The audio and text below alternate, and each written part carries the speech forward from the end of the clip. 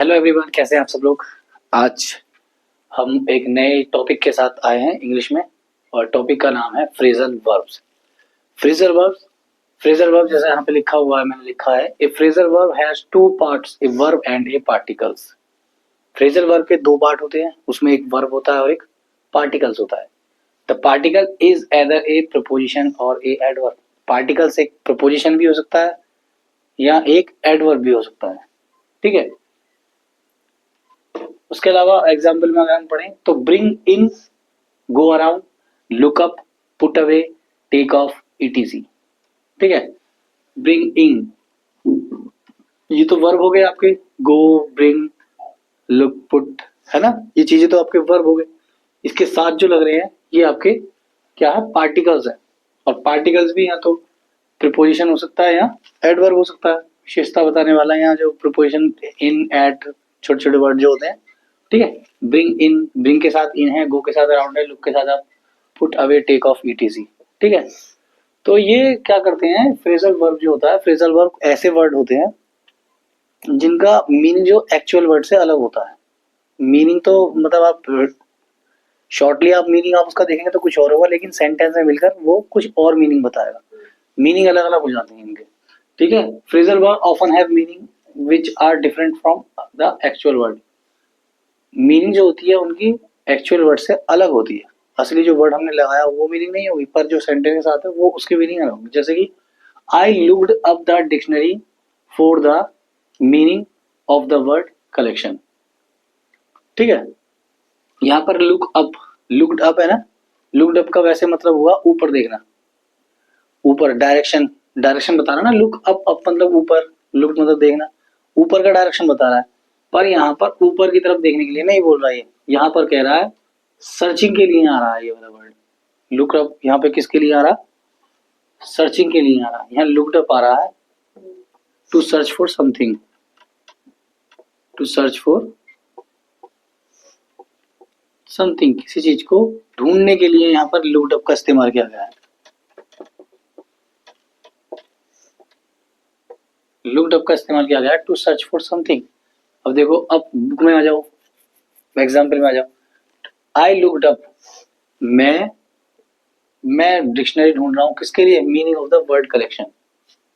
Dictionary, dictionary में क्या होता है, हाँ डिक्शनरी में क्या होता है, वर्ड का कलेक्शन होता है, जो हर वर्ड की हमें मीनिंग मिल जाती है। वर्ड का कलेक्शन होता है, उसे ढूंढ रहा है वो। ठीक है। सिंपली अलग तरीके से देखोगे तो लुक्ड अप ऊपर देखना, तो यही आपका, और मीनिंग इसमें आ रहा है कुछ ढूंढने के लिए। लुक्ड अप का इस्तेमाल हो रहा है ढूंढने के लिए, सर्च करने के लिए। यही कहा गया है कि फ्रेजल वर्ब जो होंगे उनका जो एक्चुअल वर्ड होगा उसकी मीनिंग, है ना, उसकी मीनिंग अलग होगी और सेंटेंस के साथ मिलकर उसकी मीनिंग अलग होगी। है ना। तो हमें ये पहचानना और इस चीज को ध्यान में रखना है किसी सेंटेंस को बनाते वक्त। ओके। अगला देखो हम कैसे कर सकते हैं इसका फॉर्मेशन देख लो। Formation, formation of phrasal verb, मतलब वर्ब के साथ साथ इसमें क्या क्या चीजें लगेंगी, है ना। जैसे वर्ब के साथ पार्टिकल था और पार्टिकल प्रपोजिशन और एडवर्ब के साथ जैसे लग रहा है, तो formation of phrasal verb, phrasal verb. ठीक है। फॉर्मेशन, अब देखो इसमें वर्ब के साथ क्या लगेगा, वर्ब के साथ एडवर्ब भी लगता है। ठीक है। वर्ब के साथ adverb plus object, verb plus adverb plus object. ठीक है। उसके बाद verb plus object plus adverb, आगे पीछे भी रहता है, verb plus object plus adverb. ठीक है। और verb plus preposition object, verb plus preposition plus object. और अगला हो सकता है verb plus adverb preposition object एक साथ, verb plus adverb plus preposition plus object, ये हमारे फॉर्मेशन है,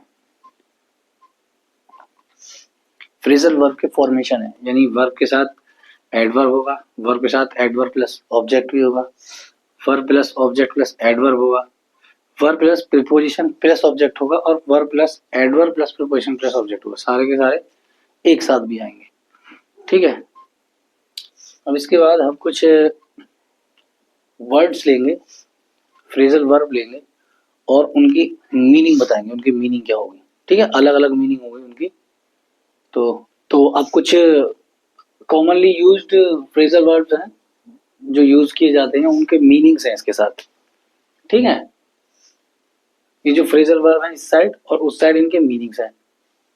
तो जैसा हमने बताया था कि मीनिंग वर्ड कुछ और होता है और उसका मीनिंग कुछ और निकल के आता है। ठीक है, तो पहला है गेट अलोंग। गेट अलोंग किसके लिए यूज होगा? To be on good terms, work well with. Get along का मीनिंग है to be on good terms, work well with, यानी to be good, to be on good terms, work well with, अच्छे से काम करना या किसी टर्म में अच्छा वो करना। ठीक है, गेट अवे, गेट अवे का मतलब होता है टू एस्केप, यानी भाग जाना। गेट अवे का यूज भी आपने कई बार किया होगा वैसे तो। गेट अवे का तो आपको ज्यादातर सबको पता ही होता है। गेट अवे मतलब भाग जाना, टू एस्केप। गेट बाय यानी to manage, to cope, to survive, किसी चीज को मैनेज करना, है ना, मैनेज करना अपने काम के हिसाब से। ठीक है, टू सर्वाइव, सर्वाइव मतलब सर्वाइव मतलब जैसे सीधा सीधा वैसे तो सर्वाइव का मतलब ये होता है किसी मुसीबत में फंस जाओ तो उससे बच के निकलना, है ना, सर्वाइव कर जाना, बच जाना, है ना। तो किसी आपके पास साधन कम है, उन्हीं से काम चलाना या उन्हीं से, है ना, उन्हीं से आगे बढ़ना, उसे भी सर्वाइव बोल देते हैं। ठीक है, तो गेट इन का मतलब हो गया टू एंटर। यहाँ गेट इन और गेट इनटू दोनों का मतलब है टू एंटर, एंटर करना, आना, प्रवेश, हिंदी में बोलते हैं प्रवेश करना। ठीक है, टेक आफ्टर, टेक आफ्टर का मतलब होता है रिसेंबल इन अपीयरेंस और character. Take after, resemble in appearance और अपने कैरेक्टर में रिसेंबल करना।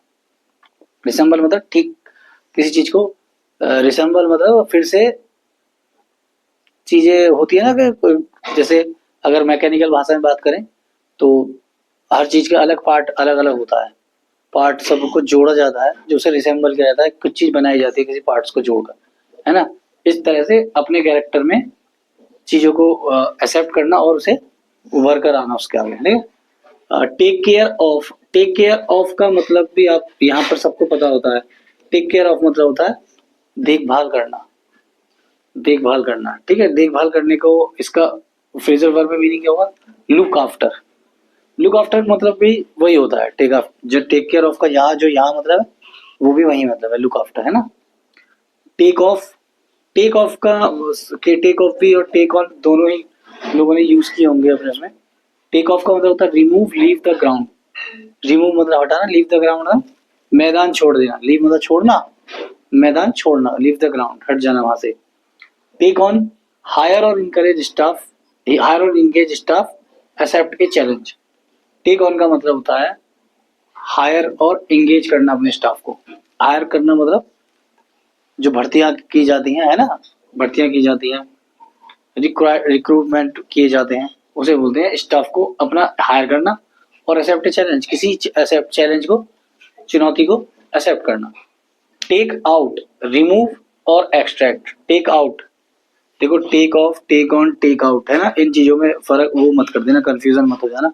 ठीक है, टेक आउट वहां वर्ड यूज होता है रिमूव और एक्सट्रैक्ट के लिए। Look down on, look down on यानी कंसिडर एज इंटीरियर। ठीक है, लुक डाउन ऑन का मतलब, लुक ऑन का मतलब be a spectator. Look for use होगा किसके लिए? सर्च के लिए। लुक फॉर मतलब ढूंढना, यहाँ पर भी सर्च फॉर मतलब ढूंढना ही होता है। Look forward to, await, anticipate with pleasure. Look up to का मतलब admire and respect. Look up to admire and respect करना किसी की। Pick on, criticise, pick on वैसे तो मतलब होता है उठाना, कुछ उठा, पिक मतलब उठा लेना है ना, और क्रिटिसाइज मतलब किसी की कमियों को दिखाना है ना, किसी की नेगेटिव चीजों को, नेगेटिव साइड को करना। Put away, keep in another place, put away का मतलब होता है कीप इन अनदर प्लेस, किसी दूसरी जगह पर रख देना, दूसरी जगह पर रख देना। पुट ऑन, पुट अवे उठाकर किसी दूसरी जगह पर रख देना। ठीक है, थोड़े बहुत कुछ और वर्ड हैं, उन्हें एक बार उन्हें और देख लीजिए। लूजन अप, लूजन अप का मतलब है रिलैक्स, लूजन का मतलब होता है ढीला छोड़ देना, खुला देना, तो रिलैक्स मतलब आराम करना। ठीक है, पोर डाउन, पोर डाउन का मतलब है इसमें रेन, बारिश से मतलब है पोर डाउन को इंग्लिश में। ठीक है, ये डायरेक्ट रेन ना लिखकर पोर डाउन लिख दिया है। पॉप ऑफ, एक्सप्लोड करना। ठीक है, scratch out, make a living with great difficulty, बहुत बड़ी परेशानियों के साथ भी जीना। ठीक है, स्क्रैच आउट। सील ऑफ का मतलब होता है ब्लॉक कर देना या प्रिवेंट एक्सेस टू। ठीक है, कट बैक का मतलब होता है रिड्यूस स्पेंडिंग, आपके जो खर्चे हैं उन्हें कम कर देना। ठीक है, reduce spending. Set of, start a journey यानी यात्रा शुरू करना, सेट ऑफ सेट हो जाना उसके लिए, सेट ऑफ। शेक ऑफ का मतलब है to get rid off. Spruce का मतलब होता है to smarten up. Splash out है spend a lot of money.